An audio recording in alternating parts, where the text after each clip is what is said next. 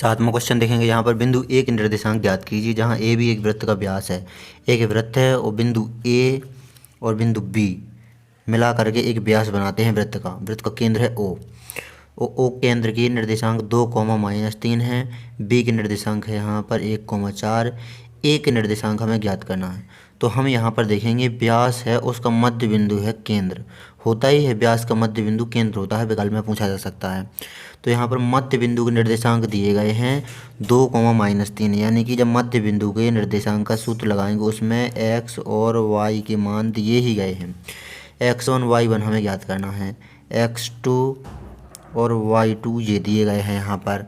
तो यहाँ पर हम सूत्र लगाते हैं सीधे सीधे मध्य बिंदु के निर्देशांक जो O है।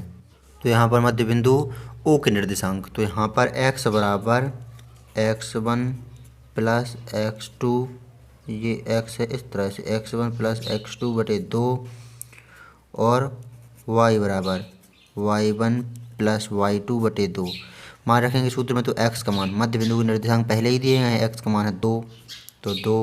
x1 का हमें ज्ञात करना है तो x1 ही लिखा रहने दिया, प्लस x2, तो x2 है 1 बटे में 2, x2 है ना ये 1 है। y, तो y का मान दिया गया है -3 मध्य बिंदु के निर्देशांक में। y1 हमें ज्ञात ही करना है तो y1 प्लस y2 दिया गया है 4, तो 4 बटे यहाँ पर 2। आगे सॉल्व करेंगे यहाँ पर, तो हम यहाँ पर त्रियक गुणा करेंगे तो 2 का गुणा 2 में होगा तो 4 बराबर में x1 प्लस 1। इस तरफ -3 में 2 का गुणा हो जाएगा तो -6 और इस तरफ बचेगा y1 प्लस 4। अब यहाँ पर प्लस के 1 को बराबर को इस तरफ भेज देंगे तो हो जाएगा -1, इस तरफ बचेगा x1, तो यहाँ पर x1 का मान आ जाएगा 4 में से 1 घट जाएगा तो 3, तो x1 का मान आ गया 3। अब यहाँ पर -6 जो खत्म, प्लस के 4 को इस तरफ भेज दिया तो -4 होगा, इस तरफ बचेगा y1, तो y1 का मान आ जाएगा -6 और -4 जुड़ जाएंगे -10 हो जाएंगे, तो y1 का आ गया मान -10। अतः ए बिंदु के निर्देशांक, तो ए बिंदु के निर्देशांक x1 y1 थे, तो x1 का मान 3 है, y1 का मान -10 है, तो ये हमारा आंसर आ गया।